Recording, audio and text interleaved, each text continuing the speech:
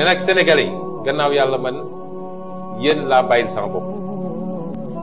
gannaaw yàlla parce que man yàlla rek laa gëm moom rek laa wéeru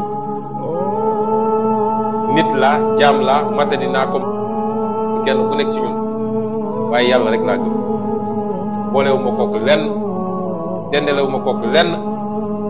lu am rek mooma lu am rek damay dellu ne ko sant naa la neex na naqari na ma ne Sénégal yi gannaaw yàlla yéen ñi nga xam ne yéen a ma tax a sonn yéen ñi nga xam ne yéen a ma tax a xeex yéen ñi nga xam ne yéen a tax ma bàyyi sama lépp ñàkk sama lépp ngir Sénégal baax ba faw yéen mbir mi seen mbir la bu ngeen nangoo li Macky Sall bëgg ma xam ne loolu la yàlla dogal mu muñee ko sama borom waaye askan wi bu ñu nee lii du fi amee loolu mënul am parce que askan rek moo am solo cim réew askan rek moo am sañ-sañ moo yor souveraineté kuñ fi teg nga jaakaar ni am nga police am nga gendarmerie amoo dara loo am rek daf fekk askan wi nangu mais fu askan jóg taxaw ñëpp taxaw doon lii duñ ko nangu amul nguur gu ko mus a mën a dékku amul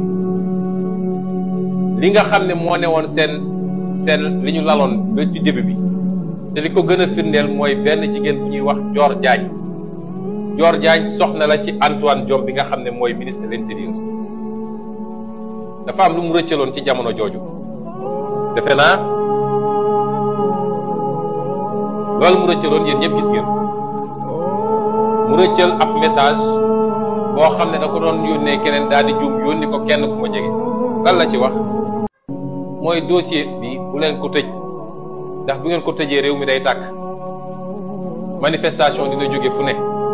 fii ak bitim réew te loolu baaxul ci réew mi baaxul ci nguuru Macky Sall la ngeen di def mooy da ngeen koy bàyyi mu toog këram bu ko defee enquêteurs yi woo ko di ko laaj ay question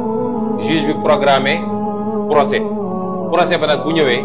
procès yàq der la